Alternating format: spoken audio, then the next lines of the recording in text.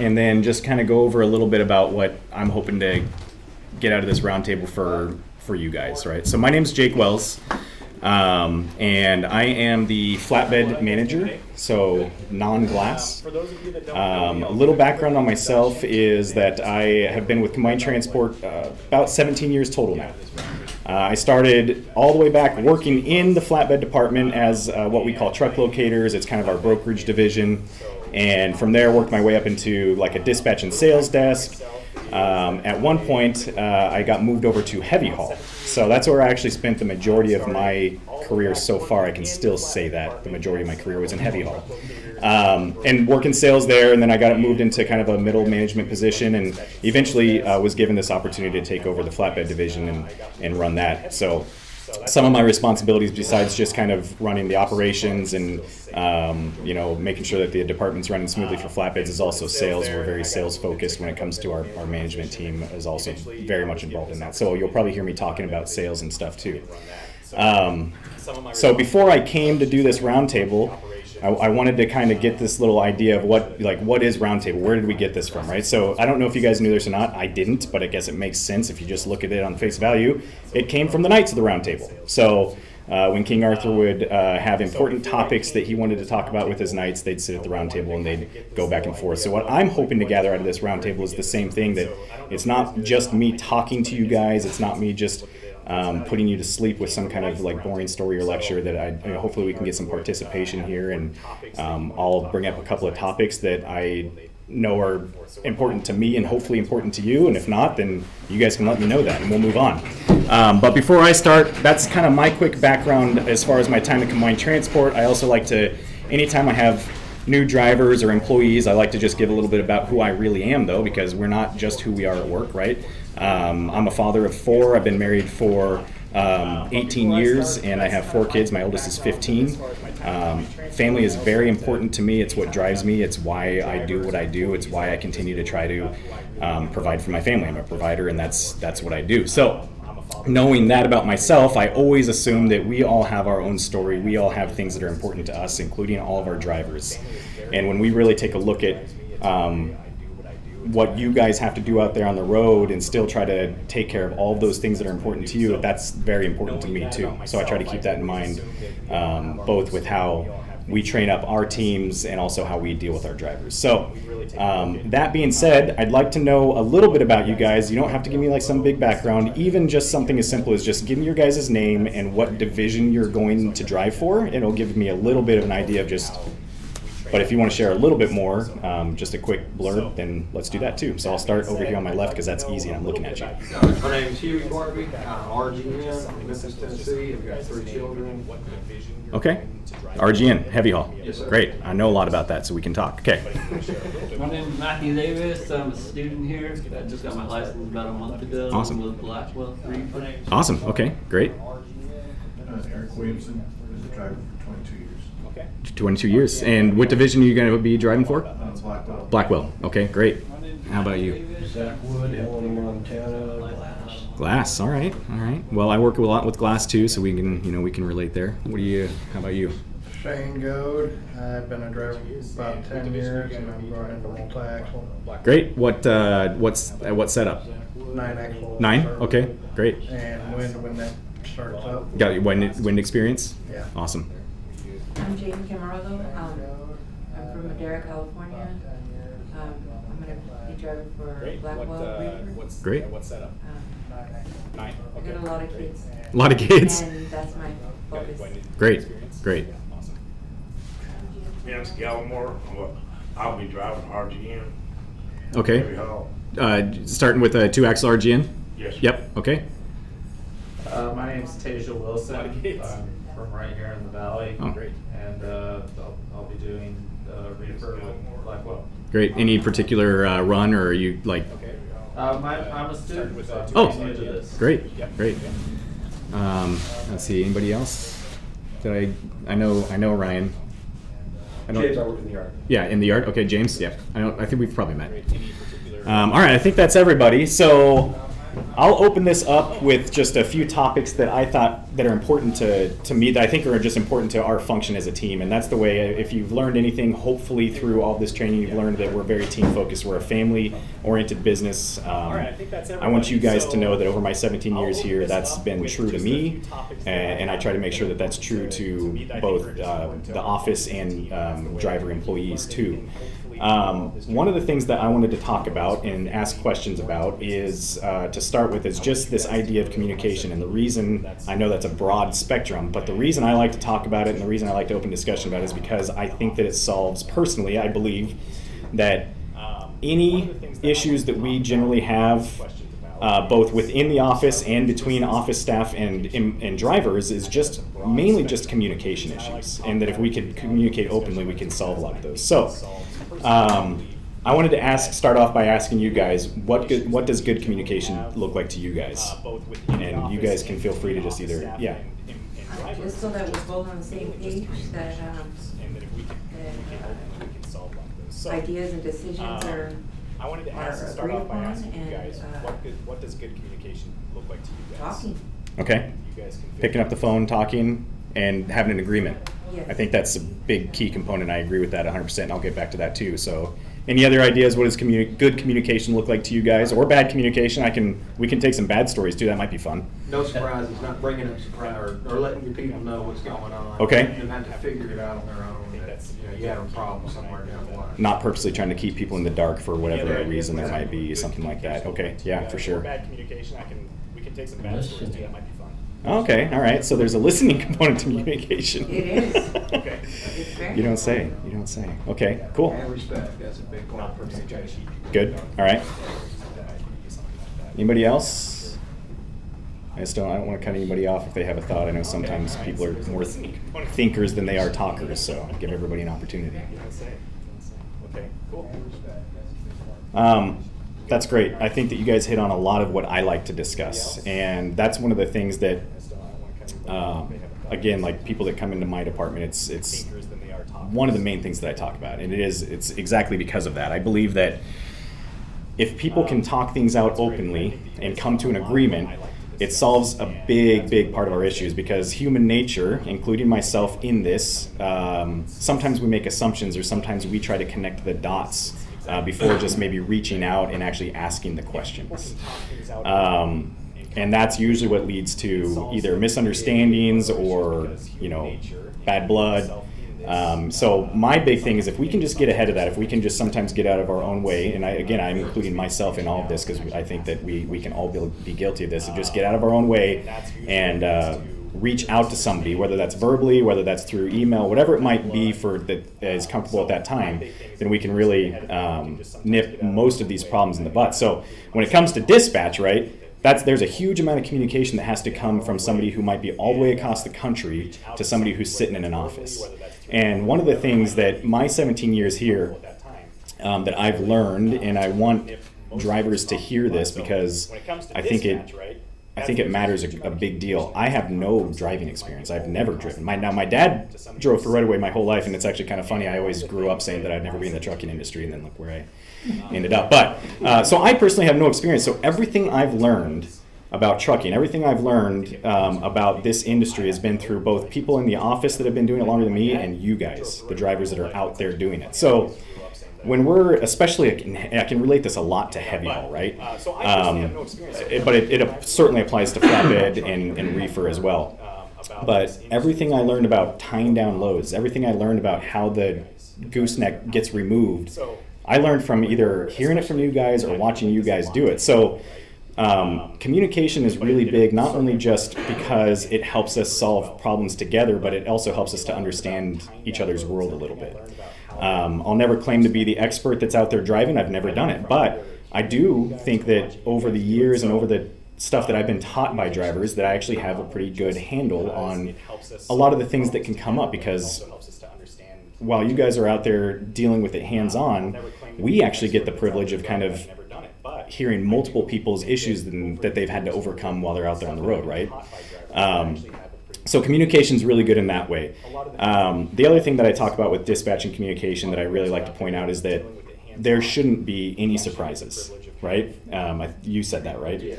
There shouldn't be any surprises. So technology is great. Technology has helped us be way more efficient, and also I think technology helps keep us in check. But what I don't think technology should ever do is take away that personal component that we have of this team. So one of the things that is really easy sometimes, especially if dispatch gets really busy, I mean, we used to, everything used to be, I started back in the industry and we hand wrote up tickets. We hand wrote everything up, and then we verbally talked to you guys step by step about all of this, but all of that's changed. But what I want to make sure that we do as we go through this is that we don't lose that personal aspect of it. And I think that you guys agree with that. Is there, or do you guys prefer us just to slap over the dispatch and? I like knowing who I'm dealing with, who I'm talking to. Okay. To have a good relationship. Yeah. So that communication ahead of dispatch has a big key of, rather than us just assuming here in the office that on paper it looks like you should be able to get unloaded, deadhead over, get loaded, and make it because your logs look like you have enough hours. When we can talk about it and have it come to an agreement, I think you said that, then everybody's on the same page and everybody's on the same team. All right, there's none of this dispatch versus drivers, sales versus drivers, customers versus dispatch, right? Because we can all at least come back and say, well, wait, hey, we talked about this and this was the discussion. Now, does that mean that things aren't going to change? No, it's trucking. Like, we know that things are going to change. But if you get that initial agreement, at least we know that ahead of time we did our job to communicate with you before we just threw a dispatch on and assumed that you guys were going to, handle it and just take care of it, and whether not checking to find out if you guys had any type of DOT inspection that needed to be done, or if maybe you're just tired and exhausted because you drove that night and you just needed a break, right? Those types of things we can communicate verbally that don't communicate very well with just throwing a dispatch on there. All right, so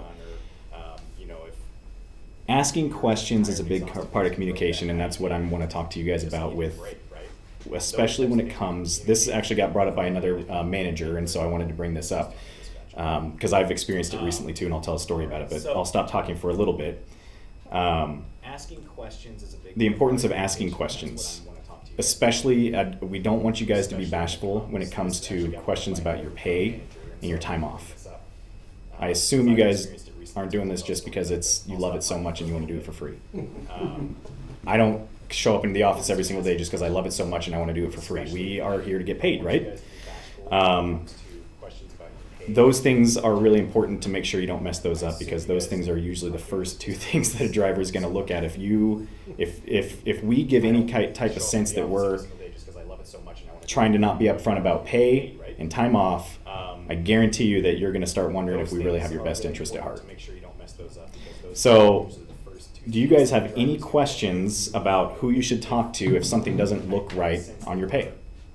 Payroll. Trying to not be up. Payroll, okay, great starting point. I guarantee you that you're going to start wondering. Okay. Anybody else? So, HR, do maybe? you guys have any questions That's a possibility, too. about who you should talk to if something doesn't look right? Driver services? And I would even go as far as to say Great that starting point. because our team wants success for both the company and you guys, dispatch. I know it may not be your first line of defense, you may go to payroll, but if payroll says like, well, hey, this is what we show, and you guys think that something may not add up right, I want you guys to feel comfortable and not be ashamed to ask dispatch about, hey, like, I thought that I was going to get layover for these couple of days, or because payroll can only take you so far with, they will be able to answer the questions about, well, here's what was submitted, and we paid you for it. But if there's a misunderstanding about a layover or maybe an outer route mileage that was approved, dispatch should be there for you to talk about those things, and you shouldn't be worried about asking them about it, because it's your pay and it's your life, and that matters, right? Just like if payroll got my pay wrong, you better believe I'd be asking about it, right? So I don't want anybody to feel like that's a weird taboo subject, or that it's a bother to call in dispatch and clarify pay issues. Second is time off issues. This is where communication comes in super key. Because if we don't communicate clearly, we don't know where you guys are at. We are trying to balance making sure that you guys are making a good living and a good wage, and making sure that you get to go home to see whether it's your family or your friends or whoever it is. That's your business, right? But nonetheless, just like I want to make sure that I'm coming home or I get my weekends off, we know that you guys want your time off. So my big urge for you guys is just to be open with that, open with us about what you guys want. We are very much open to working with you guys, but just like you guys don't like being left in the dark or having surprises, neither does dispatch. Because we're here trying to find a way to make sure that we can run you as efficiently as possible, so that when you're out and away from your family and away from your home and away from your comfort, that you're actually doing it to make money and not just out because now you're sitting on the road because dispatch wasn't prepared for you, right? So I wanted to kind of ask a couple of questions about how you guys like to plan your time off. Like what's ideal for you, and what do you guys understand about what our policy is, and then we'll kind of talk about it from there. So I wanted to kind of ask a couple of Does questions. anybody have like a certain time off request that they had that they feel like was, handled well or improperly, or horror stories? Haven't met too far yet. No? There's other companies Like a that certain time off request. they'll send you out for a couple of weeks, say you'll be home in 2, and 2 or 3 months later, you're trying to figure out what's going on. Yeah. Is that still pretty common? I was working with a smaller company. Yeah. I don't know about bigger companies. No? How about in heavy haul? That was in How about multi-axle? I'm used to staying out for up to a year at a time. Yeah. Yeah, is that still pretty common? Most companies that I work for were Yeah. out of Texas or Louisiana. Mhm. It was- Remind me again where you live. How about multi-axle? You're in Portland? Yeah. Oh wow. Okay. And do you have family at home? Do you? Yeah. My parents. Your parents, okay. So, like, an ideal situation for you, what do you like to do? How long do you like to be out? What do you like to, where do you take time off in Portland every time, or do you kind of spread your time off out across the country, or what do you do? I've And got you have, friends that live you in have family at California, home? so Yeah. I'll split between going down there. Your parents, okay. down to So, my like, parents. Yeah. an ideal situation for you, what do you like to do? How long do you like to be out? Anybody else have any Where do you any take time questions off? about time off policy? Any questions about what that might look like, or how to best communicate needs there? I think I'm gonna, because I'm a student, Uh-huh. I've never been out there, so. Okay. I think, once I get the feel and the hang Questions and, Mhm. about time off you know, policy, just get questions out there, about I'll figure it what out that from might look there. like, Yeah. how to best communicate You're going to be Blackwell, right? Yes. Okay. So, are you staying up and down I-5? They just said, Okay. Western Regional. so- Western 11, is that what it is for Blackwell? I know that's what it is. Reefer West is just the 3 West Coast states. It's just 3 West Coast states for, okay, yeah. Sorry, I don't know every division, but I do have a pretty good grasp on most of what Blackwell does. But so, the big thing for us is knowing exactly what you guys want. And I think that's really kind of what I'm getting at is when I said don't be afraid to ask about your pay, don't be afraid to ask for what you want for time off. I'll share some funny stories because it's a pet peeve of mine. We'll have drivers, they do this. So flatbed. Okay, most of our operations are between Monday and Friday, right? I mean, there's not a lot of customers that receive or pick up on the weekends, at least in our customer base. All of our drivers know this. If you've been driving for Combined for any amount of time in the flatbed division, you kind of know what the deal is. So what do we get? Well, the normal policy is 4 weeks out, 4 days off, right? So what do I usually see end up happening is they've been out and they're planning their 4 weeks out, and then they put in their time off and they put it in for Monday, Tuesday, Wednesday, Thursday. But you've got to be home by Monday, which means that you've got to be offloaded by Friday. So it's like you're Saturday, Sunday. So it's 6 days. Now here's the funny part is if you want 6 days off, I don't care. Just tell me you want 6 days off. But what I don't like is like this idea that they actually think that they're sneaking around me and that they're pulling a fast one, man. It's like, guys, just be open about what you want. Okay, we are here to try to make it work for you. You have families, you have personal time, and you're trying to make money, and we're trying to run a business, and we're trying to make sure that you guys are also making money, but also taking care of you as a human being as well. So we don't have to play these games around like, okay, well, I know that there's a holiday weekend coming up, so I'll request that holiday, the day after the holiday off, and they'll have to get me home 3 days before that. It's like, just tell me that you want 5 days off. We'll get you 5 days off, if that's the deal, right? Did you have something to say? Yeah, I'd like to have 5 days off. Yeah, in which division? Heavy haul, Yeah, all. for 2-axle RGN, right? Uh-huh. Yeah, and are you OTR? Yep. So I personally know Travis is the tactical manager. He took my position. That's what I used to do. Which So division? that division is the division that I ran, and I very much share that same philosophy. Is that if for some reason you want more than 4 days off because you've got something going on, I would urge you just to talk to Travis about it and say, I have drivers that call me all the time and say, hey, I'm about to send into driver services, because that's the proper channel, right? You send it into driver services over your computer, and then we approve it. That's the protocol, and you give us 2 weeks notice for any extended amount of time off, Right. and we'll make it happen. Well, I mean, the reason, I'm by myself now. Yeah. Wow, couple of kids passed away recently. But I got 5 acres of grass to take care of, and every 30 days, if I don't mow it, it's this high. Right. And I got to at least have 2 days to mow 5 acres, Yeah, and so there's half of your time off if you're, Right. yeah. I mean, come in, I'm working, so, Yep.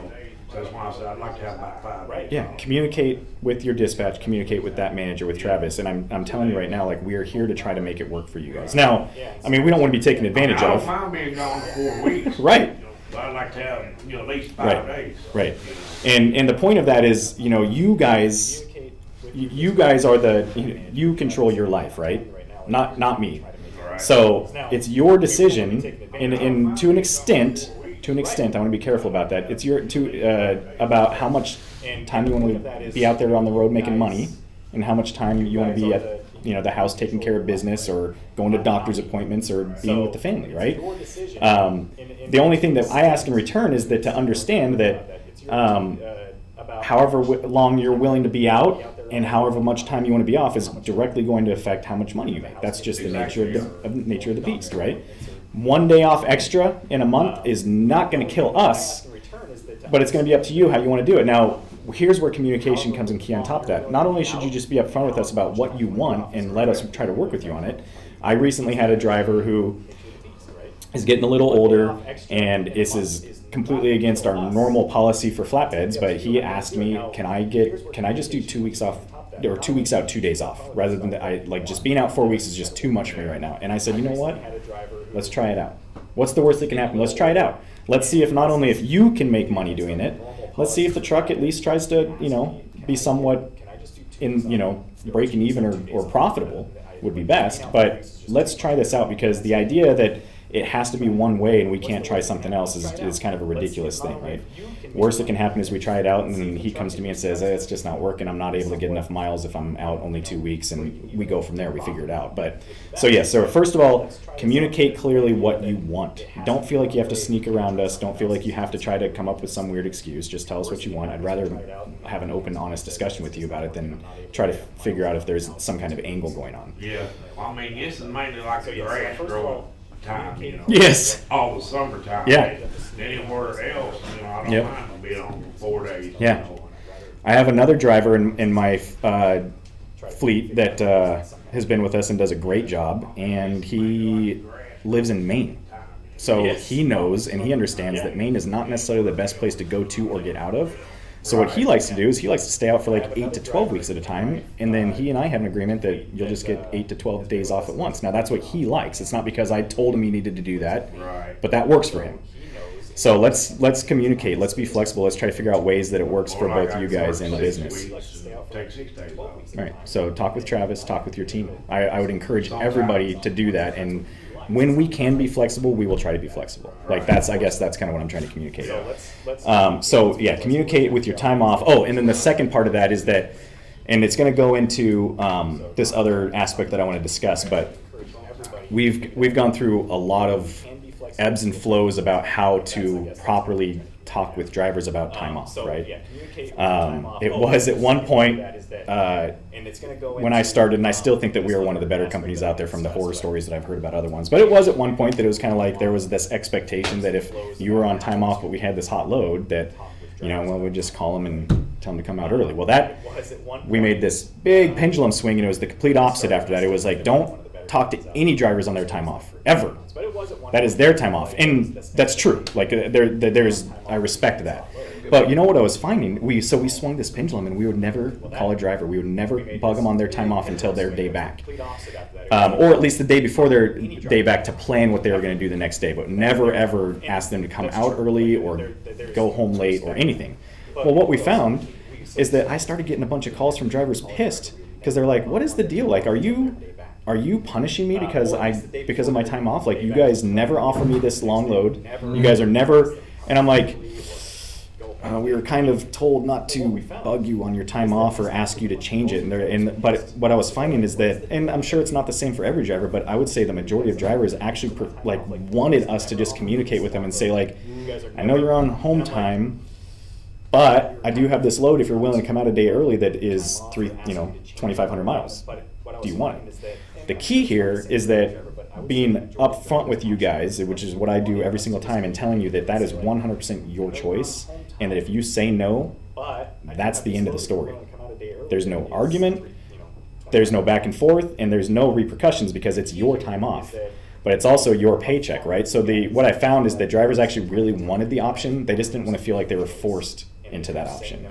And how we present that was key. How we talk to you guys was key about that. And so I've been training my team, and I know Travis is training his team. We're all working really hard to make sure that drivers know that there's freight. We're not burning you. There is freight out there. We're not, that was the other thing too, is drivers are like, is it just really slow? Like, you guys, and it's like, no, I've had like 3 loads, but they kind of conflicted with your time off, or it was going to get you home a half a day late. And they're like, I would have gone home a half day late. But we always try to be very clear about, like, hey, this is your choice. Again, this is your finances and this is your home time, not ours, right? When it comes to your time off, that's yours. That's your baby. So we want to be able to run those things by you without you being offended. And we also want to run those things by you with you feeling 100% confident that if you tell us no, nobody's feelings are hurt, nobody's upset, and that's the end of the story. But yeah, more often than not, what we found is a guy would say, well, if I take this one and it gets me home a day late, will you give me a day extra on the end? Well, yeah, you'll still get your full time off. So a lot of the times that kind of stuff works unless there's like doctor's appointments or birthday parties or anniversaries, important things like those dates. Just communicate with us. Like, no, sorry, this time I can't do it. Would have loved to do it, but this time it's my wife and my anniversary and I'm not missing it. Okay, great. We'll get you there. We'll make it happen.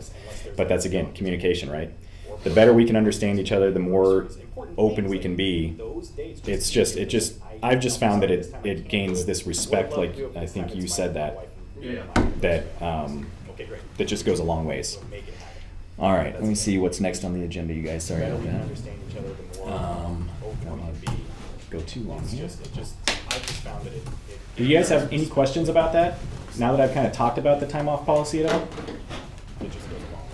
You're able to take, like, say you're out 4 weeks, you're able to take out a couple more days off, like you were saying? So every division manager is going to have their quirks, and it depends on your run. It depends on your lane, right? I have certain lanes where I can't do that. And so I don't want to speak for any manager or their lane. I can only speak to, I think, the heart behind the idea is that, yes, I have 100% given guys that are out for 4 weeks that say, hey, this, and it depends. I don't know if you're asking, like, hey, every once in a while, or if you're saying, like, a permanent time off schedule. Or like me, I was just saying, like, a one-time thing or whatever. Yeah, I mean, if we're not willing to work the on one-time things, then, I mean, what are we doing here? Right? Yeah. Just like, again, like, I have stuff that comes up too, right? And so there might be times when it's like, hey, I'm only going to be out 4 weeks, but I'd like to take an extra 2 off. I would much rather have my drivers just tell me that than try to finagle a way to get, just tell us this is what you need this time. Now, I would go out on a limb to say that most managers and most dispatchers will work with you on that, especially if it's just like a every once in a while thing. But even that being said, depending on your guys' lanes and depending on, like if it's a one that works, like I have gone around and made permanent adjustments for certain drivers to go different curriculum, like, 12 weeks out, 12 days off, or 2 weeks out, 2 days off. But it's because I knew that I had the freight to support that. What I don't want to do, my big concern is that I would commit to something that would actually hurt you guys financially. That's because then I run the risk of saying, yeah, let's do that. I'll do that for you. Let's make it work. And then you stop making good money because we don't have the runs to support it. And then in turn, you get upset at Combined Transport and you have a bad taste in your mouth about us. Like those are concerns I have, is that if I commit to something, I want to at least try to support it, or at least want to be honest with you up front and tell them, like, man, I don't know if I can do that, but if you really want to try it, let's try it.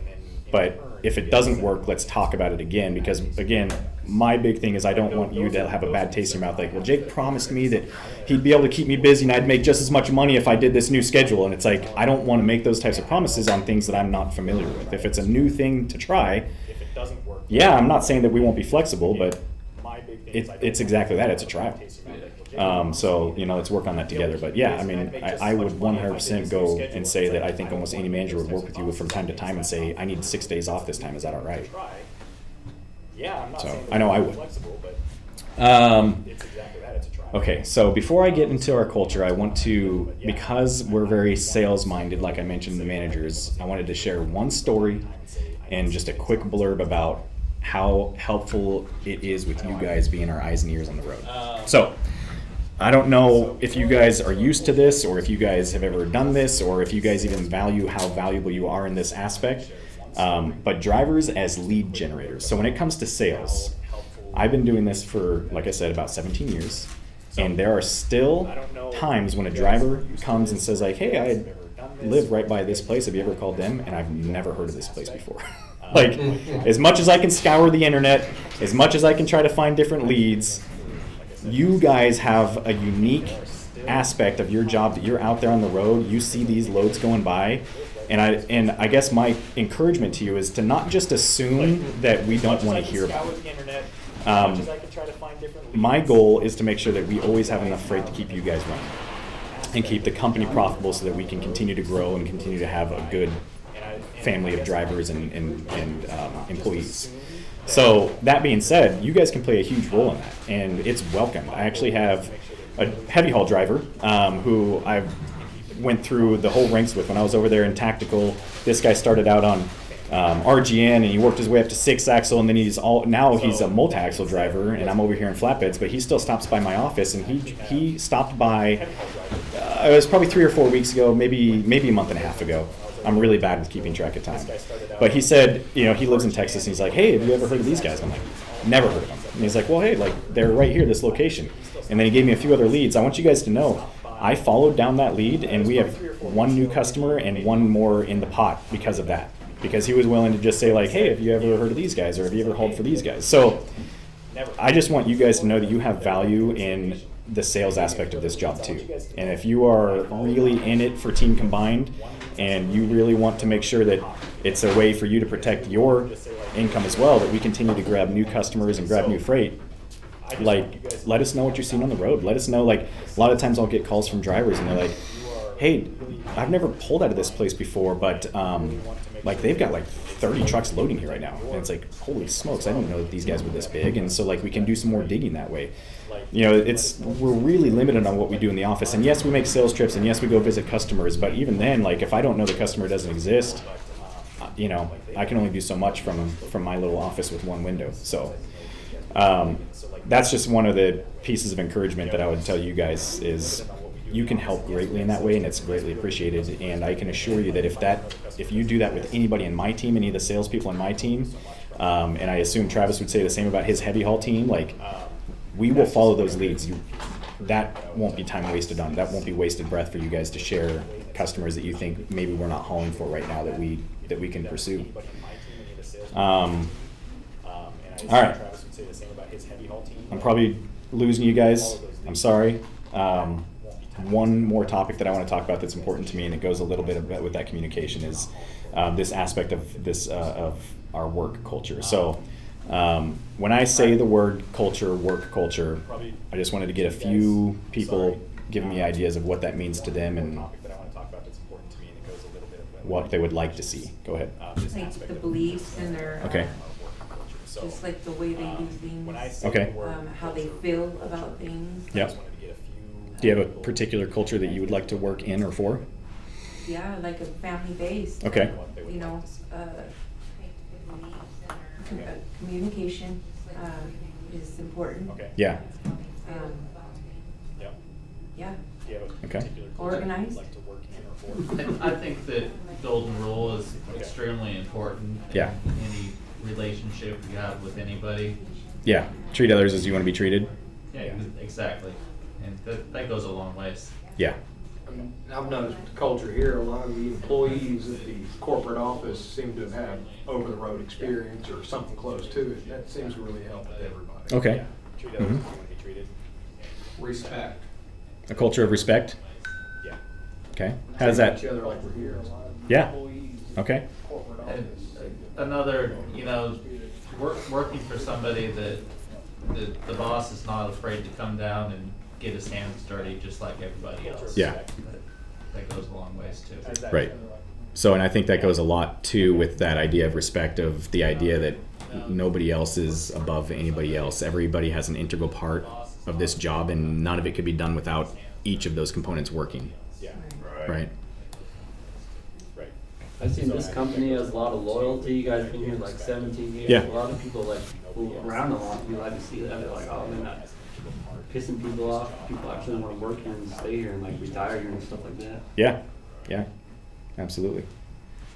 I've seen this company has a lot of loyalty. Any other ideas of a culture that they would like to see or make sure that they're involved in? I like all those ideas, and they're very much what we strive for. Yeah. Yeah.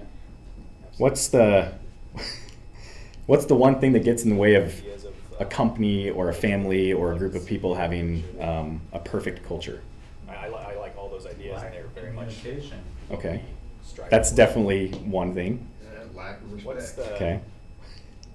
What's the one? I was gonna say people. company or Yeah. community or group of people? Culture would be really easy if it wasn't for the people, right? Yeah. So, and I say that jokingly, but I mean it, and I kind of talk about that a little bit. So, those are all great things. I love the golden rule.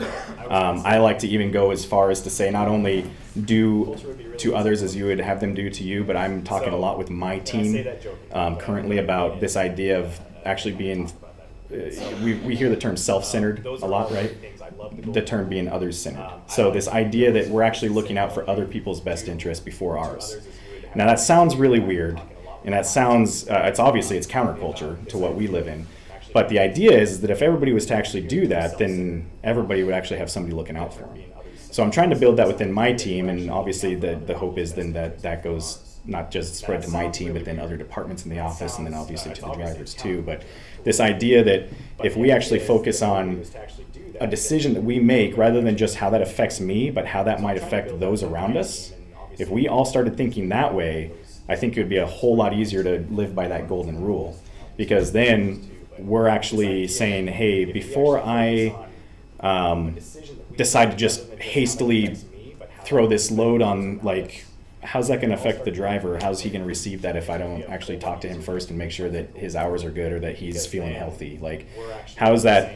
What if I don't have all the information and I'm just going to put the load in, and Billing's calling me a few days later saying, like, you didn't get me a PO, you didn't get me this, like, and now I'm wasting their time, right? So this idea goes amongst the whole company. But that's not specifically what I want to talk to you guys about. More specifically, in that, I wanted to talk to you about something I've been working on with my team, which is assuming the best in people first instead of the worst. So this idea goes amongst the So but human nature makes this really hard, and I understand that. And I am not perfect at it, so I'm not up here preaching to anybody. But the idea, if we could all just take a step back and try to give each other a little bit of this grace to say that I'm going to assume you had the best intentions at heart. I'm going to assume that you didn't mean the way that came across. If we choose to make that assumption first instead of the opposite, it goes a really, really long way both ways. So I wanted to talk about that a little bit, and then I wanted to get your guys' thoughts on it. So my example for this, and it's not a specific example, but this idea that a driver delivers late, and a dispatcher calls up, and instead of calling up and saying, why didn't you leave on time? I tracked you. I saw that you didn't do this. I saw that you didn't leave. Why weren't you up earlier? Instead of calling and talking to a driver in that aspect, why not? We really need to work on calling up and saying, like, hey, you're looking a little behind schedule. Is everything all right? Is everything okay? And then giving that driver the opportunity to say, hey, I'm on the road with flat tire. sorry, I haven't had a chance to call you yet. It just happened, and I've been dealing with this, that, and the other, right? Now, we all talk about communication is key, and those are big things of making sure that we communicate ahead of time. But there's also this idea that, hey, we are human, and we are going to make mistakes. We are not perfect. So if we can work really hard to assume the best intentions and not the worst intentions about each other, even those frustrating moments where there was a lack of communication, we can still at least assume that maybe that person just was having a bad day or was just running a little bit behind. So I'm going to flip that in reverse for a little bit for you guys. So if we're going to offer that mentality towards drivers and other coworkers, obviously we would want that same thing reciprocated. This idea that we're going to assume the best and not the worst. I'll say it, I can't say it enough. Sales managers, dispatchers are human. We will make mistakes. So the reason I bring this up specifically is there are times when we may forget about a time off extension that you guys needed. And there may be a time that we dispatch you after we had discussed earlier in the week that you needed a day for something personal to happen, and we call you up and say, hey, I need you on this load. If you just assume that maybe we just are human and we made an error first, instead of that we're just trying to screw you over, or we're trying to, that we just don't care what you told us earlier in the week, it can go a long way with opening that dialogue in a much better way. That communication that we all want to have, good, solid communication, starts with us giving each other that benefit of the doubt. All right, giving each other that sense that, hey, I'm going to assume that this person really didn't mean to say it to me that way, and he's just having a rough time, rather than getting into it and letting things escalate from there, and then having to try to de-escalate from there, which is never the way to go. So that's a big piece of what I'm talking with my team about right now. I wanted to share that with you guys. I think it's important, and then I just wanted to open it up to you guys to see what you thought about the idea of that.